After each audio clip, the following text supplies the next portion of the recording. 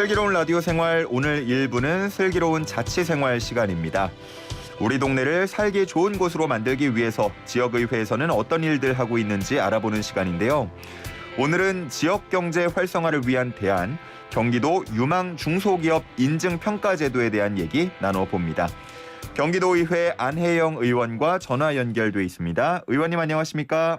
네, 안녕하세요. 안혜영 의원입니다. 네, 반갑습니다. 의원님 지금 경기도의회 경제노동위원회에서 활동하고 계시죠? 네, 맞습니다. 그러면 이 코로나 기간 동안에 신경 쓸 부분이 많으셨을 것 같은데요.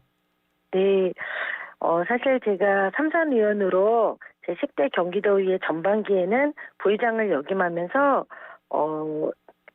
경기도의 전체 전반적인 도정을 챙겼다면 예. 지금 남은 후반기 2년 동안은 양질의 일자리 창출은 물론 지역 경제 기반인 소상공인과 중소기업을 지원하는 그런 경제노동위원회에서 활동을 하고 있습니다. 예.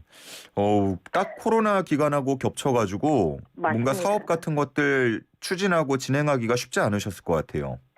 지금 코로나19로 2년 넘게 지속되면서 많은 소상공인 분들과 노동자분들이 매출이 감소되고 그리고 실직하고 평범한 삶으로 돌아가지 못하고 있는 이 고통 속에서 이런 어려운 상황 속에 놓여 있는데요. 제 목소리가 지금 조금 쉬어 있죠. 예. 무슨 제가 일 한 있으셨어요? 2달 전에 코로나가 걸렸는데 코로나 휴유증 때문에 이 목소리가 정상화가 아직 안 됐습니다. 예. 아마 우리 이 소상공인 분들이나 노동자분들 그리고 중소기업에 임하고 있는 분들도 평범한 삶으로 돌아가기 어려운 지금 현상에 있을 텐데요. 이런 분들을 위해서 사실은 경제노동위에서 많은 활동들을 하고는 있지만 부족한 건 사실입니다. 예. 예를 들자면 저는 노동자의 권익과 복지 증진을 위해서 사실은 조례 개정과 5분 발언을 진행했었는데요. 예. 지금 저희가 광주의 아파트 붕괴 사건이 있지 않았습니까? 예. 그런 분들의 노동 현장에서의 노동자의 생명을 보호하기 위한 작업 중지권 행사의 실효성을 제고하기 위해서 사실은 그런 행정을 적극적으로 하라는 촉구를 하기도 했고요. 코로나19 상황 속에서 사실은 포스트 코비드 연구 모임이라고 하는 경기도 의회의 회장을 맡으면서 코로나19 상황 속에서 소상공인 지원 정책을 하기 위한 성과 분석을 비롯한 여러 가지 대안 마련에 노력을 하고 있습니다. 예, 그렇지 않아도 이제 거리두기도 해제가 됐고 포스트 코비드를 준비를 해야 될 시점인 것 같긴 한데 맞습니다. 이 내용이 오늘 주제는 아니지만 그래도 궁금해하시는 분들 많으실 것 같아서요. 간략하게 좋은 아이디어 같은 것들이 좀 나왔나요? 지금은 2년 동안 진행되고 있는 소상공인들의 그 역량, 평가를 좀 많이 하고 있고 그리고 경기도나 정부 그리고 31개 시군에서 진행되고 있는 사업이나 정책들에 대한 것이 사실은 현장의 도민들에게 얼마나 많은 영향을 미치고 있는지 그리고 빅데이터가 여러 가지로 축적되어 있는데 그것이 정책에 얼마나 반영될 수 있는지 그런 것들을 좀 들여다봤고요. 그리고 저희 경기도에는 여러 가지의 지원할 수 있는 산하기관들이 있는데 일자리 재단이나 그리고 시장상권진흥원에서 많은 소상공인들을 위한 지원을 하고 있습니다.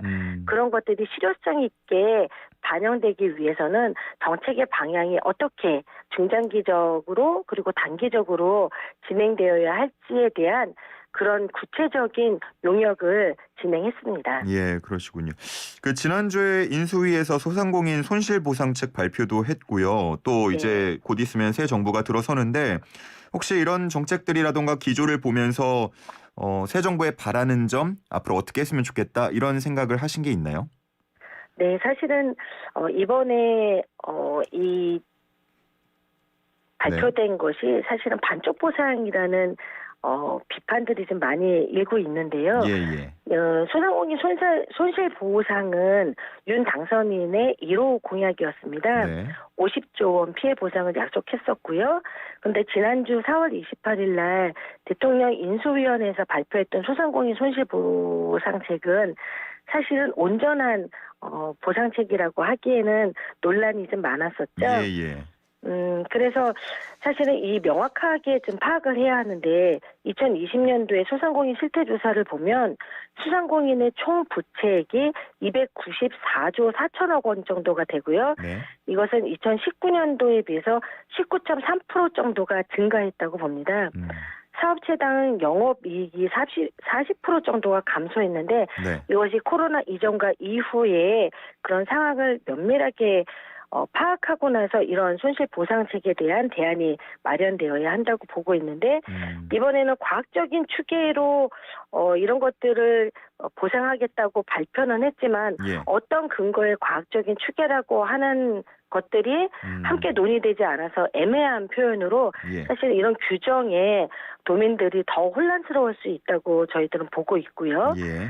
그리고 정부나 아니면 31개 시군, 경기도를 비롯한 여러 가지 지자체들의 근거를 좀 더 면밀하게 파악하고 이런 것들을 지원해야 된다고 사실 현장에서는 목소리가 좀 많이 높여지고 있습니다. 예. 좀 아쉽다는 목소리가 있다는 거죠. 네, 맞죠. 그 대다수의 많은 소상공인 분들이 600만 원의 일괄 지원을 사실은 좀 기대하고 있었는데 네네. 그것이 뭐 차등 지원이나 여러 가지의 변화되고 있는 말바꾸기라고 사실은 좀 도민들은 얘기를 하고 있는데요. 예. 희망 고문이 되고 있다. 이런 아쉬움을 좀 표현하고도 있습니다. 예. 그런 것들에 대한 대안을 저희들은 함께 논의해야 되는 것이죠. 알겠습니다. 이제 오늘 본격적으로 또 얘기 나눠볼 주제 중에 하나가 경기도에서 운영하고 있는 특별한 인증 제도인데 네. 어떤 인증 제도인지 설명 좀 먼저 해주시겠습니까? 사실은 경기도에서 많은 사업이 진행되고 있는데 예. 그중에서 하나 대표적인 것이 경기도 유망중소기업 인증 사업입니다. 네. 이런 것들을 지원하기 위한 조례는 지금 벌써 진행되고 있고요. 한 2, 3년 후면 벌써 30년이 돼 갑니다. 아, 오래된 거네요. 그럼요. 예. 1995년도부터 추진해온 제도인데요. 지금 경기도에는 많은 중소기업들이 육성되고 있고 네. 진행되고는 있지만 강소기업으로 거듭날 수 있는 그런 기회를 기업들에게 부여해야 된다라고 생각하고 있고 그것을 지원하는 것이 이 사업입니다. 예. 사실은 많은 기업들이 성장성, 수익성, 안정성, 생산성이 양호되고 그리고 기술과 품질 수준이 우수한 우수기업을 저희들이 인증 발굴하는 사업인데요. 사실 지금까지는 중소기업의 제조업에 많이 치중되어 있었던 것이 사실입니다. 예. 그래서 숫자로 만약에 본다고 하면 유망 중소기업에서 매년 200개사를 선정하고 있는데요. 네. 95년도부터 현재 6,411개 기업이 인증받았고 22년도에는 현재까지 953개 인증을 유지하고 있습니다. 예. 발굴하고 또 유지하고 있는 것이죠. 그런데 그중에서 다수의 기업이 제조업에 물려져 있고 예. 그런 것들이 사실 이번에 코로나19를 겪으면서 제조업뿐만이 아니라 비대면의 사업들이 많이 성장 육성되었지요. 그렇죠. 네, 그런 것들을 저희들이 반영하고 이런 방향성을 조금 더 다시 고민하는 시기가 지금이라고 볼 수 있습니다. 그러니까 뭐 그동안의 운영이 30년 정도 되어 왔던 거를 지금 네네. 실정에 맞게 조금은 수정하고 보완할 필요가 있다라는 말씀이신 것 같고요. 네, 맞습니다. 그러기 위해서 사실은 저희들이 유망 중소기업에 선정되는 여러 평가 지표가 있잖아요. 예. 그런 것들을 토대로 인증을 받고 있는데 네. 이제부터는 유망 중소기업의 인증 심의위원회에 저도 평가위원으로 활동을 하고 있으면서 검토를 해보니까 예. 사실은 이 코로나19로 인해서 ICT 중심의 산업환경 구조가 점차 다변화되고 있는 것이 사실이고 예.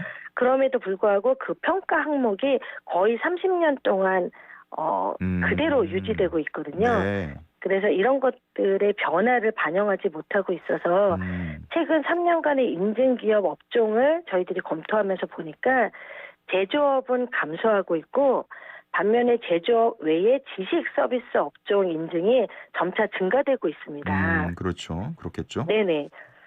그리고 또 아마 아시겠지만 지금 문화체육이나 아니면 음식업 여러 가지의 관광산업을 비롯한 이 지식재산권의 배점을 중요하게 반영되어야 할 산업들이 다양화가 많이 되고 있어요. 예.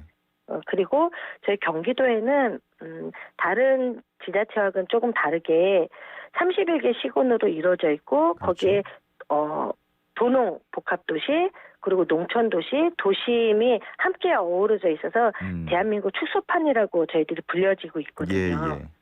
그러니까 그런 것들을 만약에 반영한다고 하면 31개 시군의 특색을 저희들이 더 많이 들여다보고 그 안에서의 특색을 담고 있는 기업들을 육성한다고 보면 예. 이런 기업들을 유니콘 기업으로 발전시킬 수 있는 예비 유니콘 기업. 유니콘 기업이 1조 원의 가치를 가지고 있는 그렇죠. 기업이지 예. 않습니까? 예.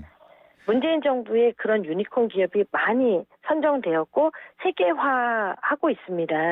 그래서 그런 기업들을 좀 더 저희들이 이 평가 지표를 좀 더 반영하고 그런 우수 인증의 폭을 넓힐 수 있는 기업들을 발굴하는 데에 저희들이 조금 더 노력하고자 합니다. 예. 시간이 많지는 않은데 이렇게 네. 인증을 받게 되면 어떤 혜택들이 있나요? 사실은 이런 인증을 받게 되면 여러 가지의 경기도에서 진행하고 있는 지원 사업들의 가점의 혜택이 좀 있고요. 예. 그리고 그런 것들에 대한 홍보나 저희들이 배려할 수 있는 사업들을 조금 더 많이 발굴하고 지원하고 있습니다. 그러면 기업이 성장하면 또 일자리 창출이나 이런 데까지도 연결이 될 수 있는 건가요?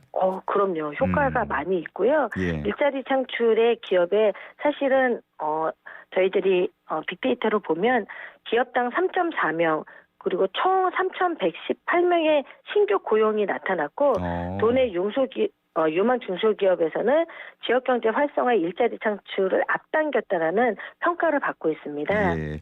그리고 부가가치 창출액도 41.8억 원으로 전국 대비 7.8% 나타났고 그리고 연구 개발 투자에서도 저희들이 한 3배의 수준으로 업그레이드 됐다라는 평가를 볼 수 있습니다. 예.